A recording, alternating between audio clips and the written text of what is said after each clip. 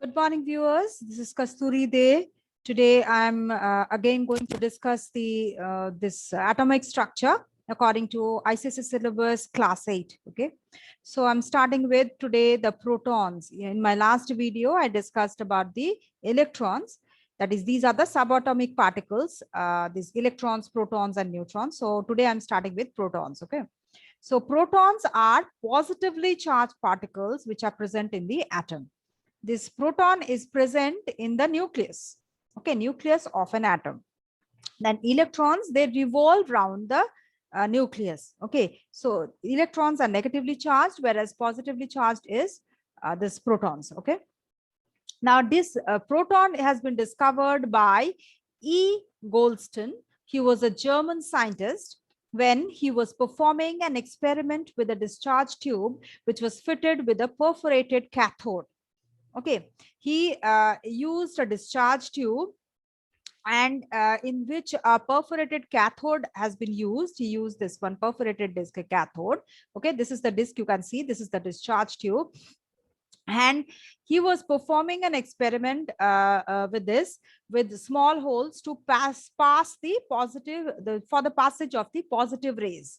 Okay, this this is the cathode which he used, where there were holes in it, small holes in this. That is, that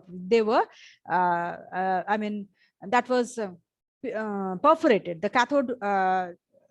cathode was perforated. Okay, and he used that type of cathode so that the positive rays could pass through this cathode.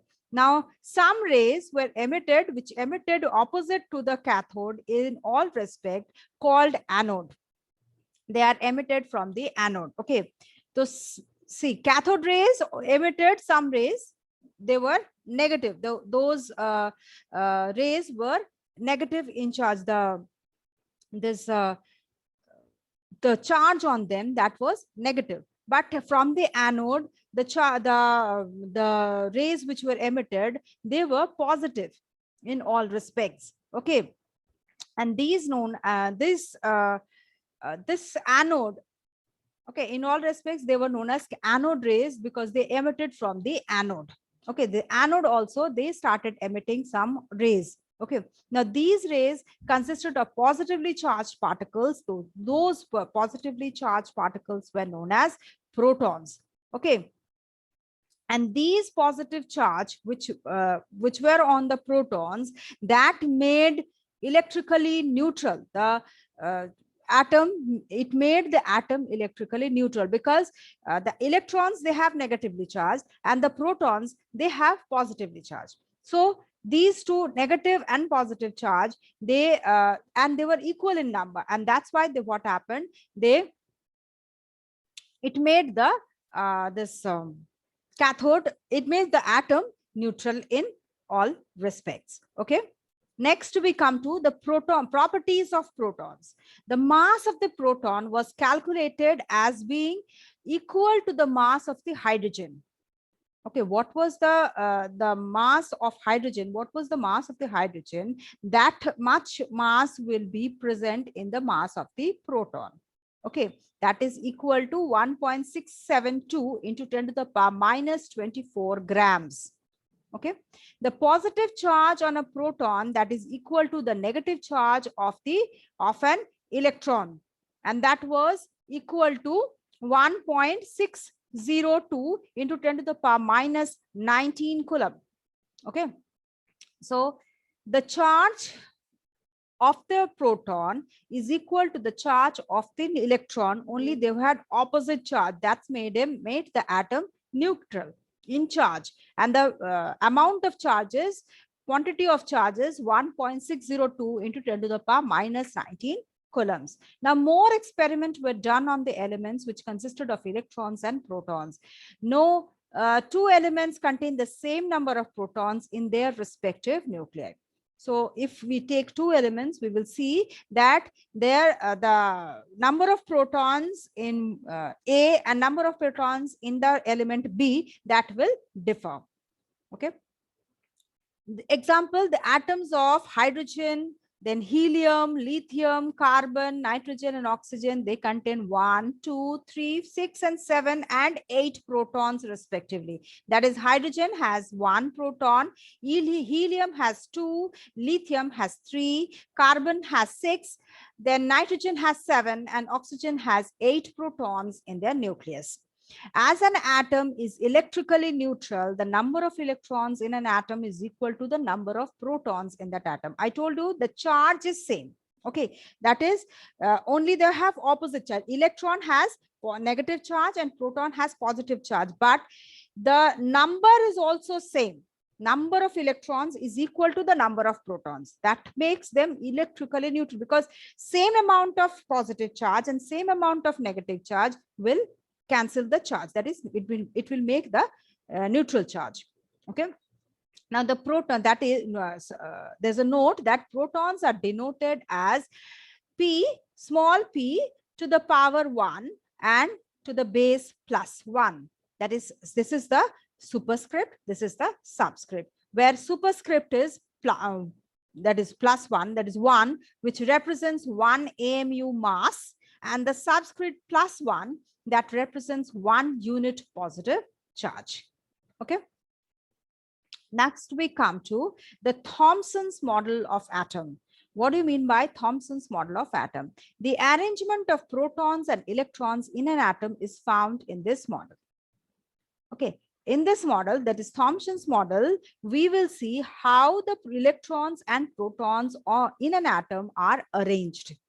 Okay, this type of model, the first model of an atom was worked out by J.J. Thomson, and that's why this model is known as Thomson's model. Okay, and this model is also known as plum pudding model. Okay, another name for Thomson's model is plum pudding model. Okay, so if the question comes, please describe this plum pudding model, you will have to describe this J.J. Thomson model only. Okay, now according to this model, an atom is a positively charged sphere in which electrons are embedded just like dry fruits are embedded in a pudding. See, if this is a pudding, okay, this is a pudding in which the dry fruits are embedded. Okay, like that, an atom is, it is, for example, this is a atom. Okay, in which this positively charged and these electrons are, that electrons are embedded in the this pudding. Okay, so this just imagine that this is a pudding. Okay, and this is an atom also, in which these negative charged are electrons, so that these electrons are embedded in that pudding. They are known as plum pudding model. Now, as an atom is electrically neutral, that is, total positive charge is equal to total negative charge. Therefore, it is in that atom, atom gains electrons, then it becomes negatively charged, and when it loses electrons, it will become positively charged. So what happens, I tell you. See, I told you that an atom is electrically neutral. That is, it has same amount of negative charge and same amount of positive. That is charge, and total amount is same. That is, number of electrons is equal to number of protons, and this charge is same. Amount is same, not same. I mean, negative and positive opposite charge, but their quantity of charge is same. Okay, so when an atom gains electrons, that is, their negativity increases, electrons increases. Okay, gains electrons means it increases, number of electrons increases, so the negative charge will increase. Okay, then the atom will become negatively charged. Okay, and when it will lose electrons, that means the electron will move away. Okay, it will be deficient of electrons, so positive charge will increase more than the negative. Positive charge will be more than the negative charge, so protons, negative electron will be less than the protons, so positive charge will be more. Therefore, the atom will be considered as positive charged. Okay, understood? I think so. But this model did not explain many experimental observations about the model. This model is not accepted. Okay, so many drawbacks are there. So for this reason, this model is not accepted. Okay. Now we come to discovery of the nucleus. So in 1911, Lord Rutherford, a New Zealand scientist, he was a New Zealand scientist, he did an experiment to find out the arrangement of the protons and the electrons in an atom. Okay, as that plum pudding model is not accepted, so Lord Rutherford in 1911, he did an experiment on these protons and electrons, on the arrangement of them. So due to this, his experiment, there is a discovery of small positively charged nucleus in the center of the atom. He told J.J. Thomson told that the positive and the negatively charged this electrons and protons, they were just embedded in like a dry fruits as in the pudding. But but according to this Lord Rutherford, he told that there is a central portion of the atom which is known as the nucleus, which contains the protons, that is positively charged, something positively charged particles known as protons. Okay. Rutherford's alpha particle scattered experiment, he bombarded a thin sheet of gold that is of 0.0004 centimeter thickness with alpha particles in an evacuated chamber. His observations, most of the alpha particles passed straight through the foil without any deflection from their path. Okay, most of the alpha particles that passed straight. So what did he do? He bombarded a thin sheet of gold that is of 0.004 centimeter thickness. A thick sheet of gold was taken, which was bombarded with alpha particles in an evacuated chamber, total empty chamber. He put some thin sheet of gold, which was of 0.004 centimeter thickness. He bombarded it with the alpha particles, and he observed that most of the alpha particles passed straight through the foil without any deflection. Excuse me. Without any deflection, it passed. A small fraction of them were deflected from their original path by small angles. Only a few particles bounced back. Okay, so three things he observed. First one is that most of them, they passed straight. Again, some fraction, they deflected in small angles and few particles bounced back. Okay, so that was his observations. Now, according to these observations, he made the following conclusions. Most of the space in an atom was empty. Okay, because of the alpha particles went straight. Most of the space in the atom was empty, and that's why they passed this rays passed through the alpha particles passed through the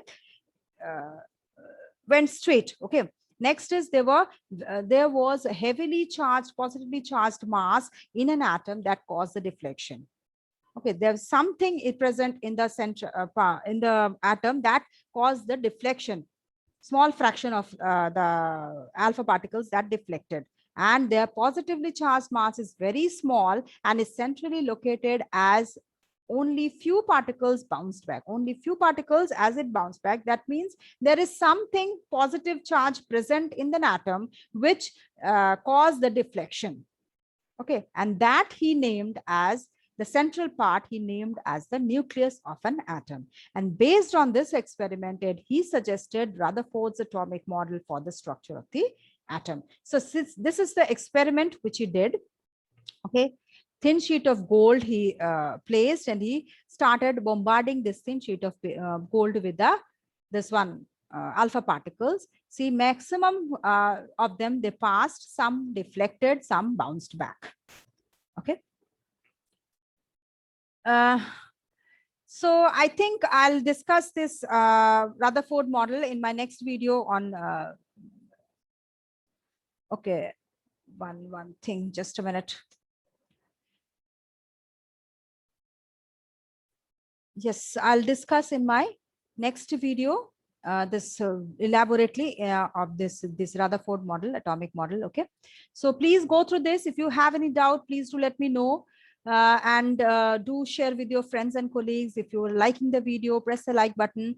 And you can also refer to my email ID if you have any if you want any clarifications, or rather any questions do you have. If you have any queries, please do refer to my email ID. You can post your question there and I'll be replying as soon as possible. Okay, kasturi74@gmail.com. Okay, and please do subscribe to get the notification of my next video. Thank you for watching and have a good day.